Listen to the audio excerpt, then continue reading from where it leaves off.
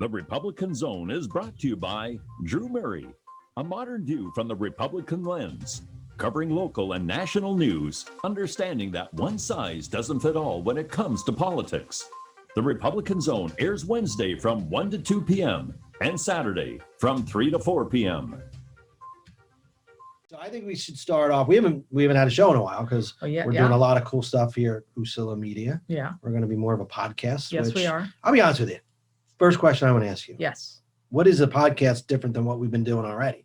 Because I don't know. Well, the difference is that, podcasting is very popular now where people, you record and people can listen to it.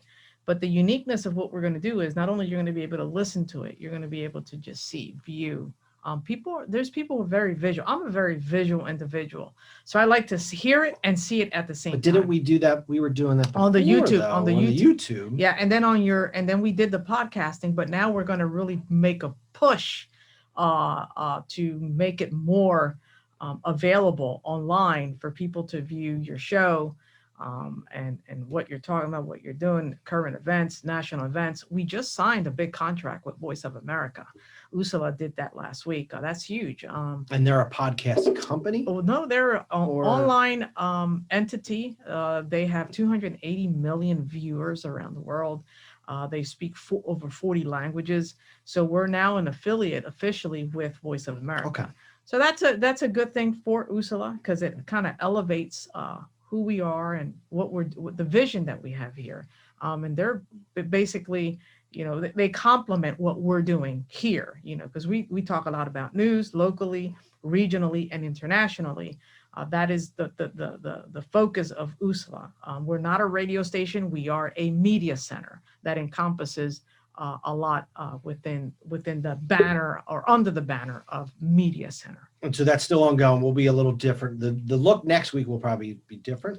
The look is going to be different. We have another setup, which is going to be in the second room currently now that we're setting that up, and it's going to have more of a relaxed type of atmosphere. You're not going to have the backdrop that you see now. What you're going to have is a screen TV on the back, and people can actually see the USALA logo. So it's going to have a different feel. And is it like Merv Griffin? Like obviously, it's like you're going to be sitting there. Yeah. So that's the kind of feel that we're going to we're transitioning into. But we're going to keep this setting here for people that like to do the radio stuff, to have the feel of the radio. That's going to remain. We're just moving people into the podcasting area where it's just going to have a different look and a different feel. And that's why we've kind of taken a little bit of a break for. We've taken a month. About a month. Yeah, because we got to get someone that's an expert in that subject matter. And they, you're talking about cameras, you're talking about technical stuff.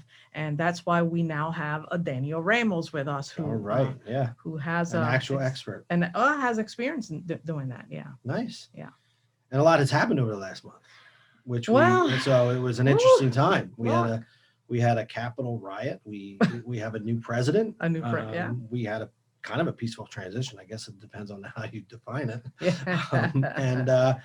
And now we have an impeachment, which, I'm a Republican, you're a Democrat. Right.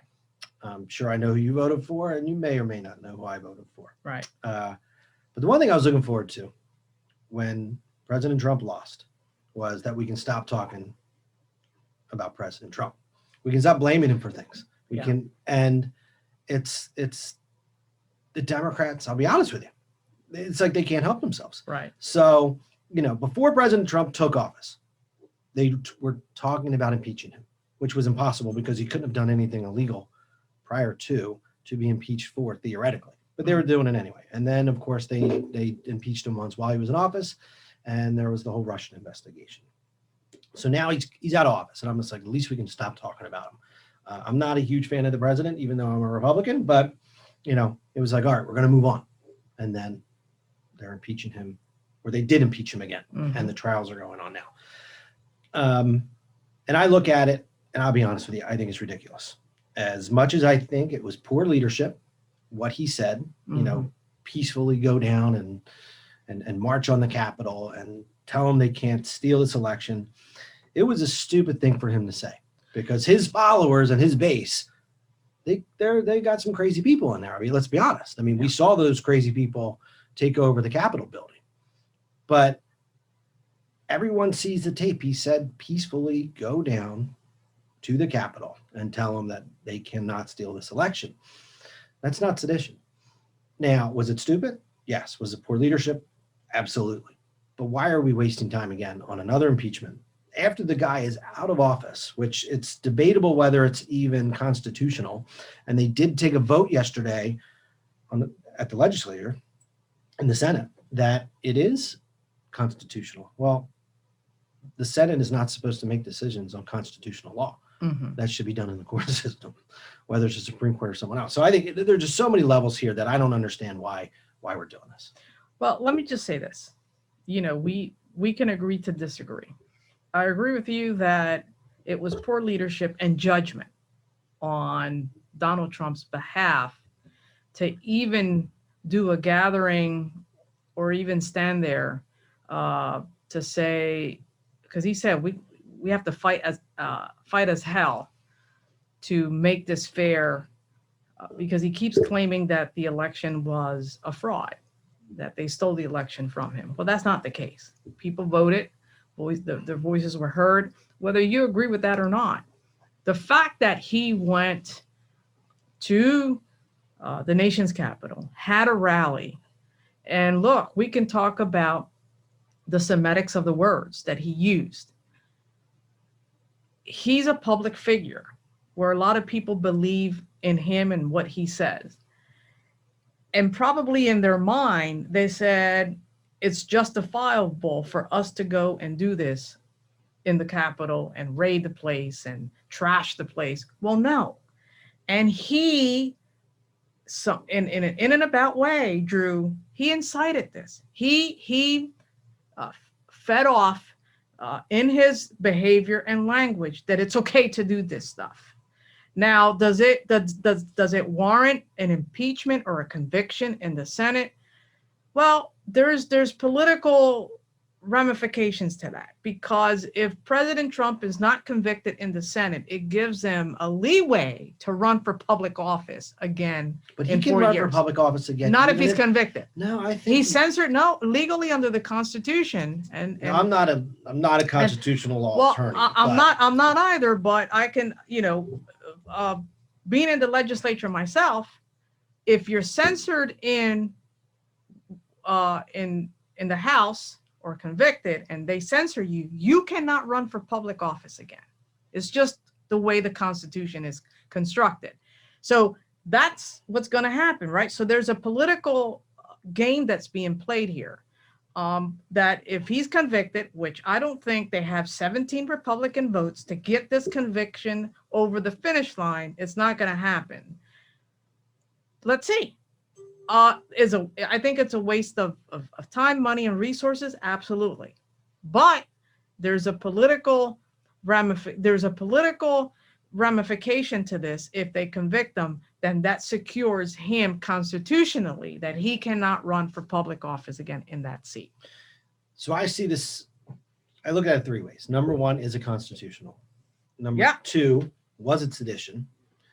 And number three, I don't know if it was sedition. Yeah, it wasn't. And then number three, is there any chance this is going to go through anyway?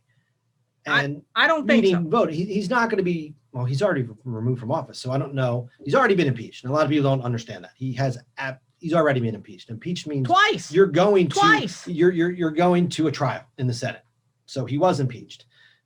And again, I think most people hear impeached and thinks that means he's from office. Done. So right. But that's not what I mean. So what if he's convicted? You're not removing him from office. So if he's convicted, he cannot run for that office again. He can't. He just can't. But then you make a good point. Then that this is political. Well, there is a political ramification to this, and I think that Republicans and Democrats don't want to see Donald Trump run for public office again. It was a disaster for 4 years. But let me just say this, and I'm going to talk to you as a Republican and also as a white person, right? In this, what we have seen in the past 4 years coming out of Donald Trump, what we saw at the Capitol, at the nation's capital on January 6th, I'm going to tell you this, Drew. That's the sentiment.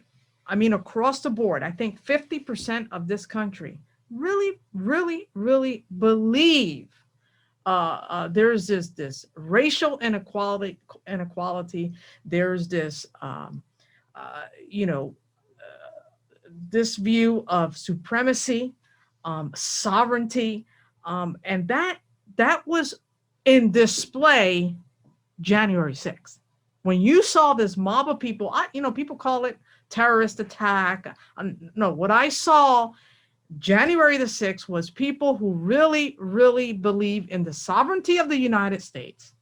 And if you don't look and act and feel that way, then you're not welcome in the United States. And that's my personal. What do you mean by sovereignty? I mean, the sovereignty. A sovereign nation mean that if you're not of a certain color, if you're not of a certain race, if you're not right, you're not part of. You're not included. It's not inclusive, right? And so that's real. That is real in this country. Racial inequality, race is an issue, and and you have seen it more so in the past 4 years than in the history of the United States. You know that it existed, but it wasn't in your face like we saw January the 6th. And that's an issue, and that's a real raw issue that we have to have discussions about, Drew, and we have to address, because that is an issue. How do you reconcile that, right? How do you bring the country back to normalcy, to say, no, it's not right to do that. It's wrong to do that. It's inappropriate to do that. And guess what? This is a nation of laws. This is a nation that of immigrants that have lived here. We don't all look the same. We all come from different forms and shapes. And that is a fact. We have to live with that reality. And Drew, you as a white person, you tell me how you view that. Do I think there's racism in this nation? I think absolutely. I don't even think that's a question. I don't think anybody would say there's no racism. Yeah, but we saw that really in display January the 6th. Now, it was out front. I mean, it was really in your face. Yes. And yeah, but I would tell you, I know there are some black people who were marching down there. I will say, it was the vast majority. Do we have black people that are racist? Absolutely. Do we have Latino people that are racist against white people and black? Yes. And I think it happens to all of the races that we have. Latino, black, Dominican. There's racism in every race. Absolutely, Drew. I just meant that it wasn't only white people storming the White House. It was the vast majority. No, I'm not trying to pull wool over anybody's eyes. I mean, I've never seen such a thing. But yeah, of course there's racism. There were thousands of people down there, and I think a large number of them were racist. Well, race relations in this country has to be revisited and talked about, period. I mean, it's an issue that we have been bombarded by this issue for the past 4 years, and people are hurt. Drew. But we can see, here's where we might disagree. I don't think President Trump is a racist. I don't. I think he emboldens racism, which is almost just as bad. Does he embolden racism just for political expediency and to be to boast his ego? You don't just promote racism and not believe in it. It's kind of contradictory. I think maybe he would do almost anything for votes, if that makes sense. Well, then. Yeah, and that's almost just as bad. But we're gonna looks like we're coming up on our first break. You're listening to Usula Media. We'll be back in a minute.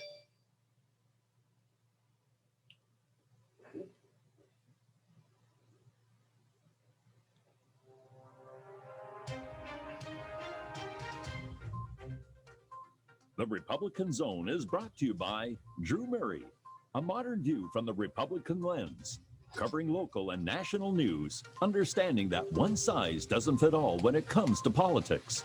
The Republican Zone airs Wednesday from 1 to 2 p.m. and Saturday from 3 to 4 p.m. Welcome back. You're listening to the Republican Zone. I'm Drew Murray, and I'm here with my friend Leslie ACOSTA, and we are talking about racism in America and President Trump.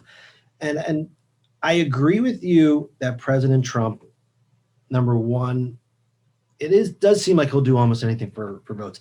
I also think he's a horrible communicator. I mean, when he was asked the question during the debate, if he would basically denounce the Proud Boys, he said, stand by and stand down. I think in his mind, he was thinking, stop doing what you're doing and don't be racist.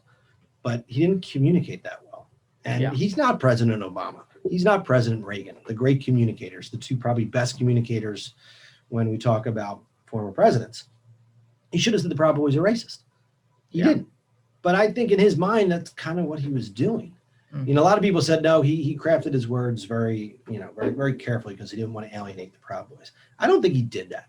I do think he is very careful with his words in many ways. So he doesn't, because I think he does understand that some of his base are racist. But guess what? Some of President Biden's base, they're racist as well. On both sides of it, on every, you said there are Latinos who are racist, there are whites who are racist, they're black, on both sides of the aisle, I think there are racists, and I think just as many. I just think with Trump's poor communication skills and in some ways poor leadership skills, he emboldened racism. When he would say things before he became president, that a lot of bad people come over the border from Mexico. Mm-hmm. Some of them are very nice. That was a racist thing to say. Yeah. Again, I blame that on poor communication. I don't think he's a racist, but he says things that are they're very hurtful. Questionable. I think, and hurtful. Drew, you have to be careful, what you say to people and how you communicate your message. It's very hurtful. It incites a lot of hurtness in people, especially against Black and brown people. And I think that, Black people and Hispanic people, as you know, and I feel this way, we have been, or we are at sometimes at a disadvantage when it comes to, being viewed in this country in a certain light. So, when you incite that and you say things that are hurtful and demeaning, it's not right. It's not right. And if he's doing it for political expediency, to boast his ego and to get votes, it's just the wrong way. It is so. It's the wrong way to go about it. But to go back to the original point, what is he guilty of sedition? So number one, I don't think from a constitutional standpoint, the Senate should be making that decision. That should the courts make that decision. So I don't know how they had a vote on that yesterday. That was, in my opinion, one of the many stupid things that I've seen in this process. Number two, was it sedition? I don't think it was. I'm not an attorney, but I don't think it was. And then number three, is there any chance of this going through anyway? Well, what is sedition, right? Sedition is what? To incite. To purposely incite a riot against the government. Causing people to rebel against the authority of a state or a monarch. Did he do that, Drew? Did you just Google that for the exact definition? Did he do that? Did he do that? No, I don't think he did that. You don't think he incited? Purposely incited. Well, read the definition. If he purposely incited, yes. I don't think he did. Drew, I don't think the definition is inciting or causing people to rebel against the authority or state or monarch. Did he do that? No. Yes, he did. He said peacefully go down. No. He said we have to fight like hell. Didn't he say that? In the speech that day at the Capitol? Yes, he did. But he also said peacefully. Well, how do you? and from one fountain you can't have two types of either it's sweet or bitter, but not that. So he said no, go peacefully, and then he said, well, you got to fight like hell. Come on, Drew. You can peacefully protest by screaming and fight. They should never have entered. And I really don't think President Trump thought they were going to storm the Capitol. Don't. Well, you're going. You have to prove. But the thing is, you need to prove it. Well, how do you prove it? We could sit here all day and say, I think this, I think that, but you have to have proof in a court of law. Here's the other thing, Drew.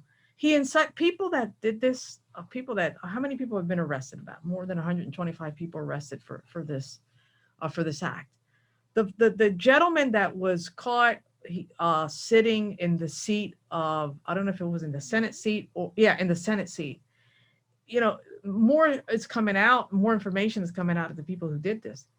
Some of these people have mental health issues. Oh, they have mental health issues, or they're not intelligent. Or not. No, but you got it. You got it. So to your point, you're dealing with people, number one, that are not of sound mind, and number two, people incited people that are not of a sound mind to go to say it's okay to do this and to fight as hell and to rebel against the government and to the authorities to be. No, it's not right. But you have to look at all the people also, Leslie, who were watching that day protesting. The vast majority did not go down and storm the Capitol. Well, the I mean, ones look at that Senator did, Doug Mastriano. He was there. He shouldn't. I don't know why he thought that was a good idea to go down there that day, but he went down there, but he left. He saw what was happening, and he left. I think the vast majority of people. I know a few people who went down there. The vast majority did not storm the Capitol. So if you're going to say it's sedition and that he caused this, you would have think he caused it and made an order for every single person that was there to storm the Capitol. No, you can't go there, Drew. Can't go there because he's not going to make it for every single person. I mean, he's not going to do that. But just by his presence alone as an authority figure, president of the United States, you give the understanding that it's okay to do this. No, it's not okay to do this. No, it's not okay to go in to the nation's capital and do what you did and go and sit in Nancy Pelosi's seat and ransack people's the senators and the state reps, go into the well of the House and do the crazy stuff that they did. No, people got killed in this process. But all right, let me ask you. People died in this process. It was a tragedy, and again, So you need to prove sedition. If you sat on the Senate floor, I'm going to promote you to Senator of the United States, representative from Pennsylvania. Would you? We've already heard all the evidence because we can look at it. They can talk all day long in the Senate yesterday and today. I don't think you're going to hear anything different that we haven't heard already. How would you vote? Would you vote that it was to convict? That it was yes. And I would vote to convict because, yes, according to the definition of sedition, you incited folks to go and rebel against the authority. Yes, that is a seditious act. And Drew, you might disagree on this point, but people, how many people died in five people? Right? Oh, it's a tragedy. It's a tragedy. Someone has to pay for this. Someone has to pay for this tragedy. A lot of people have to pay for it. Every single person who broke into the Capitol. Well, including the president. If he had not incited this, if he had not held that rally, you think people would have any of those folks that died would have died? No, Drew. You can say a lot of what ifs there. No, but you could say if. I don't think no one would have lost their life if President Trump did not gather this rally, incite this energy of go ahead and rebel against the authority. These people that died, the young guy that died with family and kids, Drew. It was not right. Well, what if they didn't die? So you're using that as an example. That doesn't make it sedition or not sedition. Well, if you're saying it becomes more of a tragedy, and I agree with you. But this would have never happened if he had not incited this, if he had not gathered even the people that were part, this was premeditated. This was planned to do this rally at the nation's capital. The lady that was raising money for this gathering, the Proud Boys were part of this gathering. I mean, you had certain groups of people that premeditated, that planned this rally and planned to go in to the nation's capital. There were maps and all that were given to these individuals of the construct of the inside of the nation's capital. I mean, this was really planned out. But the president didn't plan it. You're saying these groups didn't plan it, and you can't give an example. How are you not going to say he didn't plan? You're going to tell me he didn't know that they were planning this rally? He knew they were planning the rally. He spoke at the rally. Come on, but Drew. There's a difference between a rally. We can't be naive to this. We cannot be novice to this. And you mentioned, the Proud Boys were there. I've been to events with Proud Boys. I've been at FOP events. They can't prevent the Proud Boys from showing up. I swear to God, every time I went to an event, I'd see a Proud Boys flag above my head. I'd move and I'd walk away from it. The head of the Proud Boys, president of the Proud Boys, he was convicted a few years ago, and now he's also, I think he's being held on and they're not going to give him bail. For what? For being a nice guy? No, I mean, no, Drew. I'm not defending you misunderstood that. I'm not defending the Proud Boys. I'm saying that I have nothing and want nothing to do with the Proud Boys. Right. There are groups that want nothing to do with the Proud Boys, but if you want to have an event outside, You can have it. You got your First there's Amendment nothing. right. Believe me, there's nothing you can do about it. The FOP in Philadelphia were criticized because the Proud Boys showed up at a rally. Well, Listen, they can't tell them they can't show up to a rally. you cannot. You cannot. And you have freedom of speech. That's your First Amendment right. Absolutely. But if you're doing it, to harm or to create harm or to create bodily harm to individuals, that's wrong. We have to penalize that. Let's go to my third point. Yeah. Is there any chance this is going to pass? And if it's not, then why do it again? They've already impeached him once. Why waste the money and time I think of the United States government on something that is not going to get the majority that is needed? Because it's not a simple majority. You need 17. So it's not a simple. It's a majority of 17 Republicans. Let's say every Democrat votes for it. I'm not positive they will, but let's say they do. Yeah. You need 17, I think the number is. Correct. Republicans. Correct. 17 out of 50. Correct. They're never going to get that. I don't think so. So why waste the time and money? They have to do it. It's the principle. He shouldn't have been impeached the first time. You should, yes, let alone the second absolutely. time. He should have never been in office, to be quite honest with you. Those are elections, Leslie. Yeah, you might not like the guy. I know. But I doesn't know. mean you don't get to pick that. Well, listen. That's a monarchy. I don't get to pick and choose. But this. Let's face it. If you could pick anyone to be president, would you pick President Biden? Let's be honest.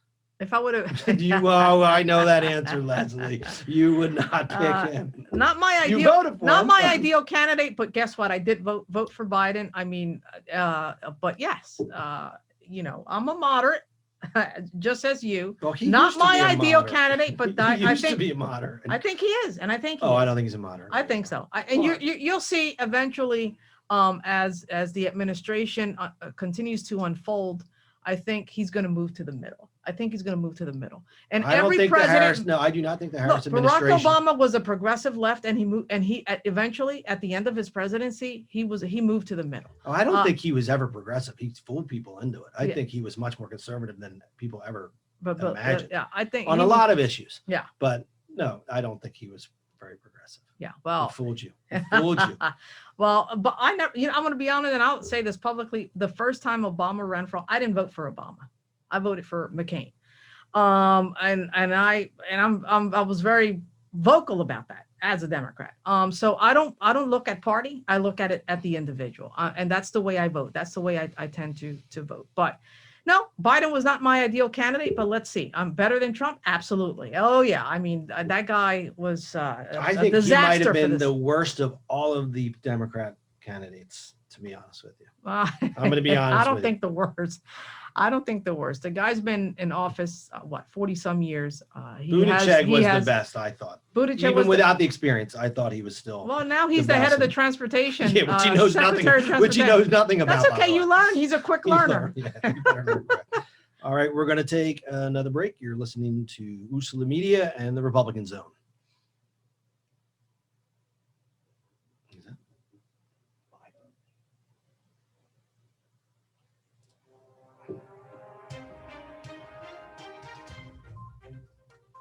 The Republican Zone is brought to you by Drew Murray, a modern view from the Republican lens, covering local and national news, understanding that one size doesn't fit all when it comes to politics. The Republican Zone airs Wednesday from 1 to 2 p.m. and Saturday from 3 to 4 p.m. So okay, there's an echo.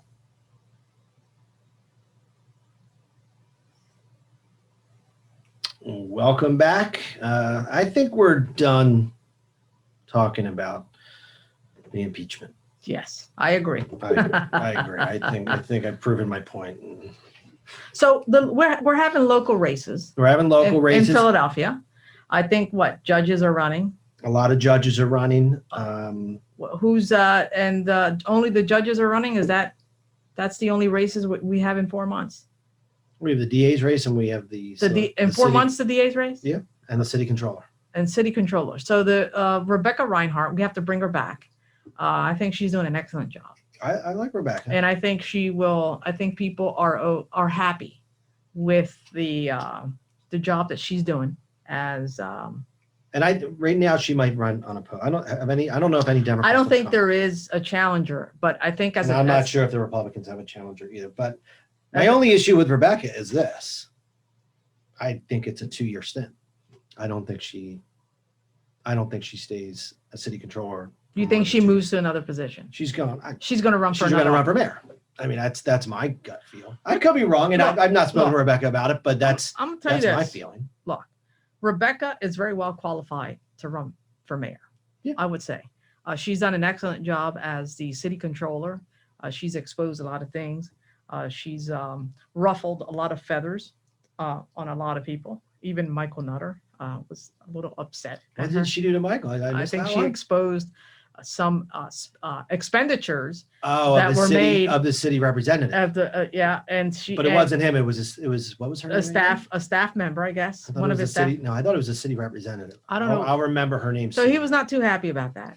That she criticized and kind of pointed out those discrepancies. So she's done a lot of stuff. She delivered on what she ran on. So we got to give her credit for that. I don't think if she runs for mayor, I think that would be a good race. Yeah, I think a lot of people are going to get in that mayor's race. Probably Rebecca. I think half of city council is going to disappear in 2 years. Well, I think because if you don't understand, I mean, I know you do. Yeah. In city of Philadelphia, if you run for another office, you can't. You have to step down. You have to step down. You can't. Office. That's correct. So we're going to look at Rebecca. Rebecca's going to run. Helen Gim. I've heard differently. She's dead on arrival. To be quite honest with you, I've heard she's going to run for something, but I've heard Congresswoman. I've heard the congressional seat. She's dead. She's dead on arrival. That's number one. Cheryl Parker. Cheryl Parker. Cheryl Parker has a very good shot.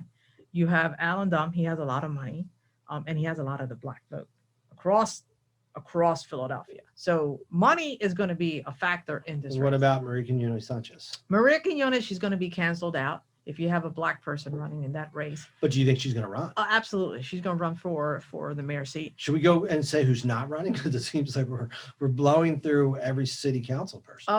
I think Darrell Clark is going to step down. Or not step down. I don't think he's going to run for re-election. I think Donna Bullock is going to run in that seat. I agree there. I don't think Alan, you got Sherelle, you have Rebecca Reinhardt. I don't know who's going to run on the Republican side. They're not going to have a shot to win. The city is ruled by the Democrats, right? Let's see who else. I think we're going to see a lot of people run against city council people that have been in those seats for years. And I think few of them are going to lose their seats. I think the city of Philadelphia is a little bit more progressive. You have a lot of the millennials that are now involved in politics. You have a lot of entities, local entities that are that have political PACs raising a lot of money to push progressive candidates to run in these city council seats. You know that, and I know that. Now you're saying progressive, but it's socialist. So I don't know about socialist. I don't know how you would define that. But I define it by Nikhil Saval saying I'm a democratic socialist. Well, he won that seat too. He won against Robach, I believe. Wasn't that? Nikhil ran against Larry Farnese. And he won that seat. That's right, for the senatorial. But he won because Farnese had a cloud over him, right? He had, remember he was investigated, but then he was not convicted. In that trial, I don't know if it ever went to trial. They actually went to trial, and it was dismissed because they didn't have enough evidence to prove that he had committed the crime of giving money. He admitted to give the money. I thought it said it was. He admitted, but it was. He gave it to a committee person. No, he didn't give it to a committee person. He donated money for the committee person's daughter. It was to go abroad. To go abroad. He admitted he did it. Yeah, but is that a crime? I think it should be, but they said it wasn't. I couldn't believe it. Well, he went to court and they decided it wasn't a crime. It was not. He admitted he did it. It wasn't elevated to a crime, but I think he had a clout, and I think. So I disagree. I think the cloud is he was not far left enough. And he's pretty far left. I mean, even though the Farnese families, they're all Republicans. I don't know if you know that. Yeah. Larry is an outlier. Yeah. Okay. But he lost that race to a progressive guy. I think socialist. I don't know about progressive, because Larry calls himself a progressive. Yeah. Do you call yourself a progressive? I call myself just a voter No. who's interested in politics. Are you progressive? I'm not to the left and I'm to the right. I'm in the middle. That's what I You're call not a myself. socialist. I don't like that word. That has like a negative connotation. Okay. Rebecca Reinhardt. She's calls not her- a she's She not goes a, a progressive. No, she calls herself a progressive. okay. No, I know she does. I've been to events with her, and she says I'm a progressive. All right. So, well, to each his own, right? Philadelphia is just a mixed bag of things. So, there, did we but miss anybody running for mayor? Because I don't know. I wonder if David O. I don't know. David O. David They're going to O. come after him. They're going to run in that Well, I would seat. say maybe even. They've been coming after David. Oh no! David Oh, O. well, the progress. Oh yeah. I mean, they're gonna. I like I'm David. talking about mayor, so specifically this. Well, I Does like anybody else? I know. Yeah, I like David. David too. O. I think he's just a I wonder if well-rounded he'll run guy. for mayor. Who's going to run? David. They probably. So you're going to have a lot of these organizations that they're going to push their candidates. The working families party. They're going to have their candidates out there. They won that one seat against the Republican. Now, guy. but here's the thing about the working families party. Yeah. They run as Democrats unless, and this is what should be illegal, by the way, unless it's a seat that is set aside for someone who is not a Democrat. Meaning, and that doesn't happen much. It's the 2 city council seats Mhm. that were traditionally Republican, but they're just set aside that they can't be the majority party, not they can't be Democrats. Yeah. And then the same will be true for the commissioner's office. Right. There's one. So they'll be going after Al Schmidt's seat. I know that. Oh, yeah, And they'll run as a working family party candidate, even though they're Democrats. I mean, it is, and that is something that I think needs to be addressed because they're Democrats. It's like the Tea Party of the Republicans. It's a yeah, wing. but of are the they parties. endorsed by the Democratic Party? No, they're not. But they run. But the working. So Nikhil Sabal was part of the Working Families Party. But they. But don't, he ran as a Democrat. But they're not under the regime of the Democratic Party in Philadelphia. Well, it depends how you look at it. Their members are because they are registered Democrats. But they're not the candidate itself. They're not under the Democratic Party, and so we got to look at that, which is a good thing because the Democratic Party they tend to select as the Republican Party who they want to run in these seats, and is oftentimes controlled. Maria Quinones Sanchez. I talked about this the other day with Fernando, on his show. She's an independent candidate. She's never been endorsed by the Democratic Party. She's always run on her own. Even recently? Even recently, But she's she's never, unopposed, though. She was unopposed last cycle. she was unopposed. No, she was Someone not ran against her? unopposed. She ran against that. I can't remember. That was 4 years ago, but they had a candidate against her who didn't win against her. But very interestingly enough, because there's this political apparatus here in North Philadelphia, the district that she represents, you have 2 huge war leaders, Latinos, who are against her. So she loses the Latino vote, but wins the Black vote under Danny Savage, who is the war leader in the Kensington, Frankfurt area. So, those are the dynamics, the intricacies and the dynamics within the political structure that hurts candidates like Maria Quinones. And you have to have your own structure, your own infrastructure to be able to win and retain your seat. So she's one of the candidates and even a political figure that has never been endorsed by the Democratic Party. Yeah, so that's an interesting. So let's see. We're going to see a lot. And you don't. I don't know if Helen's going to run for mayor or if she goes for Congress. But I think whatever she runs for, she does have a chance. She has a lot of money. She raises a lot of money, and she pulls from a lot of different areas. She is not part of the Working Families Party, but they sure like her. She, the White Evans. I believe he's gonna If go that's work. where she's going, yeah. He's gonna work for the or I don't know if he's left yet, but I think he's been tapped into to work for the Biden administration in the small business. So there'll be a special election. So that would be a special election that will be held. There's several people that are going to be running for that seat. One of them, I believe, the chatter out in the political world is Sharif Street. You have one. Helen Gem is another one. There's another gentleman that Jonican Melvin Prince, also interested in that Is he seat. running as a Republican or a Democrat? I don't know. He switched parties, so he was a I think he Republican, switches a lot. and he switched back I think to he switches Democrat. a lot. We're going to have the Senate seat, state Senate seat open. Toomey is resigning from that seat. So we're going to see what candidates are going to be running for that particular seat. So that's going to be an open seat. So let's see. So there's a lot gonna and go there'll on. be a lot of special elections Yeah. because the city council next scheduled race is 2023. Mhm.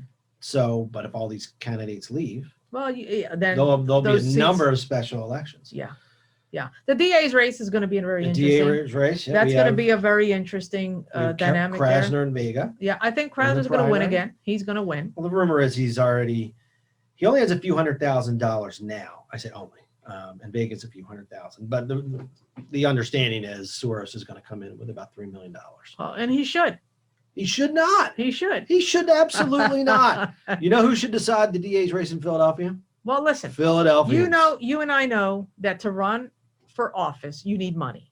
Yes. Obviously, you need money, and that's the apparatus of the politics in Philadelphia. If you don't have money, you can't play. It's pay to play, and that's the reality. And you know this. You know this. I know. Yeah, you do need money, Okay. but it should come from within in the Philadelphia area at least. We have people like John Legend. Did you read the article yesterday? John Legend gave him 15 grand. Well, good. And he should. And the Koch brothers, they give money to all these They Republican. don't give me any money. Well, then they don't give any money to Philadelphia. Well, then they're not doing the right thing. They're not contacting the right people. But the Koch Koch here's the brothers, thing too, and this is a totally different issue.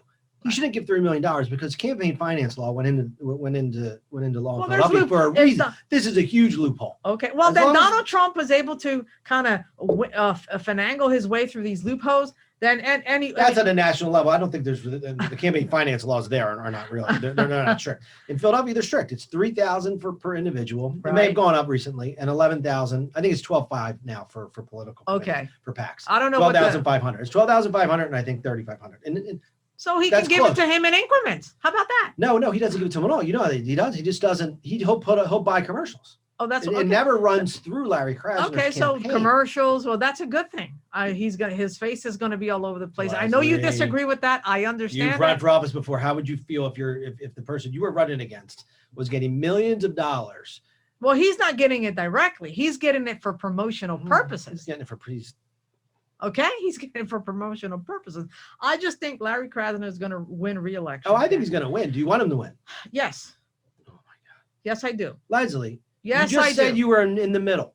I like Larry Krasner, and I think he has reformed the district attorney's office totally. I think it needed that type of change. It needed that change in the culture within the DA's office.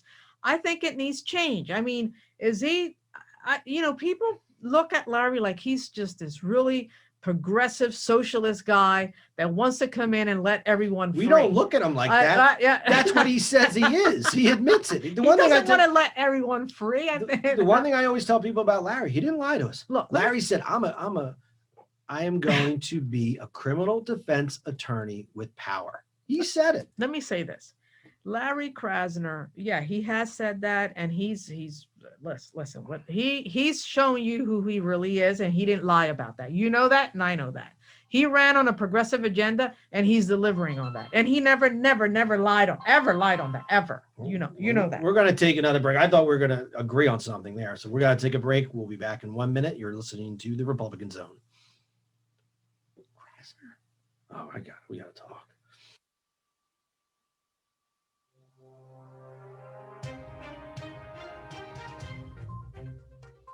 The Republican Zone is brought to you by Drew Murray, a modern view from the Republican lens, covering local and national news, understanding that one size doesn't fit all when it comes to politics. The Republican Zone airs Wednesday from 1 to 2 p.m. and Saturday from 3 to 4 p.m. Welcome back. I thought we were going to move on to a different topic because I thought Leslie was going to say that she was going to vote for Vega, but we're going to have to, we need to expand on this. So I'm going to ask you, Leslie, you say you like Krasner. I really do. Do you like the 499 murders in the city of Philadelphia in 2020? Is that his fault? Yes, absolutely. No. Absolutely. His progressive policies. Listen, that's Where's the not- variable? Wait, hold on. Where is the Hold variable? on. That is not on Larry Krasner's watch. And I'm going to say, and I'll tell you why. In 2017, I'm going to tell you why. 313. Not under hit. I'm going to tell you why. mayor of Philadelphia went out of the city and selected a commissioner, police commissioner outside of the city of Philadelphia to come in and control, or at least try to attempt to turn this around. You can't put all those murders, absolutely not, on Larry Krasner. It's not fair to do that. I absolutely do, and I think it's there has to absolutely be fair. a coordination between offices to come up with solutions to decrease the murders that we've seen, which I think there's like a 40% increase within the past year or so. Well, no, there's a 40% increase since January 2018. What happened then? Okay, but there has to be coordination. Larry cannot do this on his own. He cannot. There has to be people seated at the table, the district attorney's office, the police commissioner's office, the FOP has to be at that table. I think there has to be, the communication has to open up, and there has to be communication and meetings of the mind across the systems that deal with this issue of policing in Philadelphia. From 2010 to 2017. It's not all, you cannot put the blame all on Larry. I'm sorry, Drew, that's not fair. That's not fair. Murder has gone down. Yeah. Murder had gone from 2010 to 2018. It actually even started before then. With Lynn Abraham's last 4 years, violent crime and murders were steadily decreasing. Under Seth, they decreased. Now he went to jail, but they were still decreasing. Yeah, well, they were decreasing all the way to 2017. They were decreasing not because Seth did a good job. They were not decreasing because of that. They were decreasing because, right? Tell me why. Well, you're saying there needs to be coordination. Was there coordination then between Lynn and the FOP and the mayor? Was there coordination between Seth, the FOP, and the mayor? What I know was that a lot of people were convicted under those regimes that should have not been convicted. There were a lot of people that went to jail that should have not gone to jail. I believe in criminal justice reform, but just not what Larry Krasner defines as criminal justice reform. Well, what do we define as criminal justice reform? And I can tell you this, there's a lot of, look, granted, if you commit a violent crime, you should pay for that, and you should be convicted for that. I totally agree with that. Larry Krasner's not doing that. Well, remember, Larry Krasner he wasn't a prosecutor. He was a defense attorney. And he also saw the politics as a defense attorney in the city of Philadelphia and how all that system is corrupt. You know that, and I know that. So he's very well aware of the intricacies of the systems, of the judges and of the prosecution, and how all that is coordinated in a very, very precise way. You know this, and I know this, Drew. It's not fair. Oftentimes, and I can tell you this, convictions oftentimes are not fair. They're not fair. I agree with you. They force you to make a plea, sometimes unfairly, and people are convicted unfairly. Not only here in Philadelphia, across this country. If you're smoking a joint, you shouldn't be put in jail. Okay, and that used to happen. But we're talking about violent crimes. Well, violent crime, you can't put all the blame on Larry Krasner. And you know what? We're going to bring Larry Krasner here because he has to defend himself against that, and defend himself in the sense as to and answer that question. In fact, Drew, you and I are going to have this conversation with Larry Krasner. We're going to do this interview, and you're going to ask him point blank. Crime has increased under your watch in the city of Philadelphia. Can you tell me why? Okay, so let's let's bring him here so that he can have a chance to defend himself. But you already gave some of the reason. You said there's a lack of coordination. Was that what are the reasons? Okay. What are the reasons? Well, what's another reason for crime? Poverty?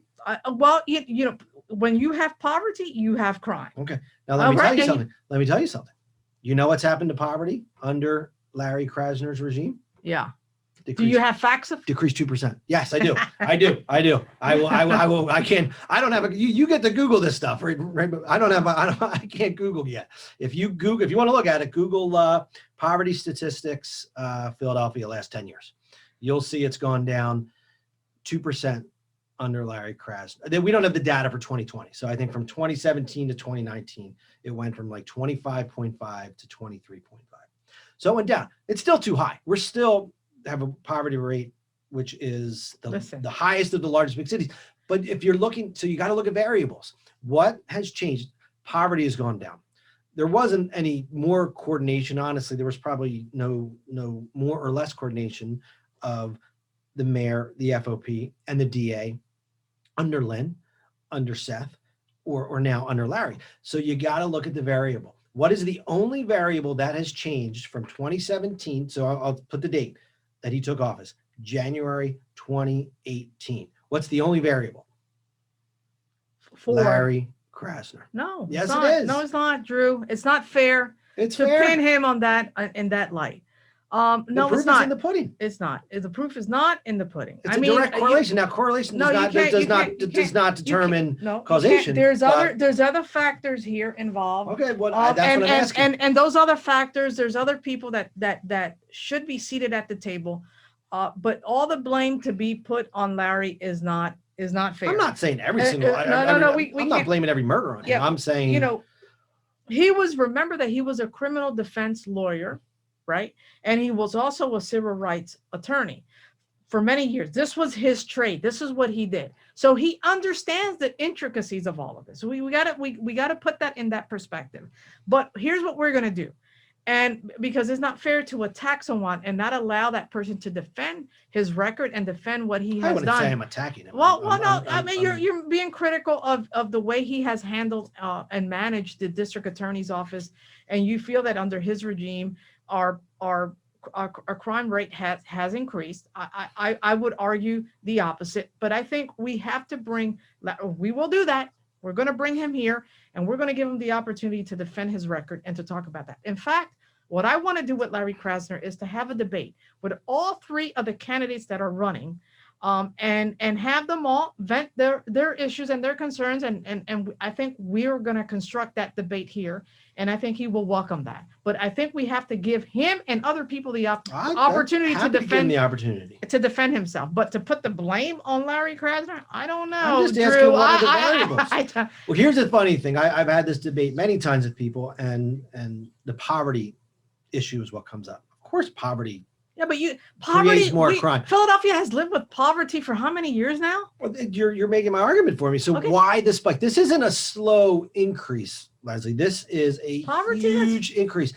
It is Poverty is by design. No. Drew. The murders. You got to look. We have to look at data. Yeah. So we need to look at hard data, and I think it's actually up 60%. You said 40. I think it might be up to 60. I have to. Well, the last time I checked, I think I've read 40%. But look, it's not here or there. Poverty. No, it's definitely 60 because it was I think murders in 2017, I think was 313. Right. And now they're 599. That's Okay. a 60% increase. So listen, the issue of poverty is not Larry's fault. Of course. No, I'm Okay? saying, but so what I'm saying to you is let's look at the variables. Okay, so let's look at the variables. So we're looking at poverty. We're looking at people that let's look at mental health issues. Let's encompass everything from a holistic standpoint that factors into this issue of crime. But my point is poverty has gone down. So that means if there is a correlation there and it's not Larry's fault, then you would think maybe murder should not have gone down. Maybe it wouldn't have gone down, but it shouldn't have gone up 60%. Listen, what's exacerbating the crime? What's exacerbating all of these issues that has increased the crime in the city of Philadelphia? There has to be a coordination, number one, of services. Number two, there has to be a meeting of the minds. And I think there has to be coordination of people that are dealing with this issue of policing, that are dealing with this issue of mental health, that are dealing with this issue of unemployment rates that are excessively high in Philadelphia because of the exacerbated by the COVID-19. So there's a lot of factors and variables that have factored into this issue of increase of crime. And to put all the blame under the watch of Larry Krasner, I think is not fair. But we have to come back and have a second conversation to this. And I think we have to allow Larry the opportunity to defend himself. And I'm defending him wholeheartedly because I like the guy. And is he progressive? Yes. Has he done a lot of things that has rattled the cage, if you will? Yes, he has. And there's a lot of people pissed off at him because of the way he has handled certain things within the district attorney's office. Because But he came in like a bull in a china he shop. sure did. He's bullied people. He sure did. He's People bullied think that people. he has He's doing things that you're not supposed to do because he wasn't a politician. well, Now, listen, you see where I'm going with this? Trump, You are Trump- if you take Larry Krasner's name out of that sentence And and put put in President Trump, you're like, but you will say you like Krasner and you hate Trump. And I don't hate Trump. I dislike the All right. things that he has done. That I just dislike. But the things that- you saw where I was going with Well, that. you're trying to entrap me. Is I that I thought when I said bull in a china shop, you were going to see where I was going. Bull in a But china- you weren't not- there yet. You were like, yes, absolutely. Yeah. But no, and Drew- we're going to have to agree to Look, disagree Drew, on this one. we always have these good conversations, and I love the fact that you have your perspective and I have mine. I'm a Democrat, you're Republican, and I like these conversations because I think we need to show the public square that you can agree to disagree, and you can do it in a very respectful manner, and it's okay to do that. And I think that's what the Republican zone is all about. Even though you have a And we can Democrat laugh on the, about we have to change the name now. No, we're not changing the name. We talked about that before. Well, look, it's 1:56. I mean, it's time flies. Is it time to end this this conversation? I think for you want to today? continue because when you get on that Larry Krasner train, you don't know how to let go. When I'm winning a debate, I never want to stop. But I don't know guess- if you're winning this debate, No. but I don't know about that one. But All right. Well, thank you for joining us this afternoon. You're listening to the Republican Zone on Usula Media. Have a great day.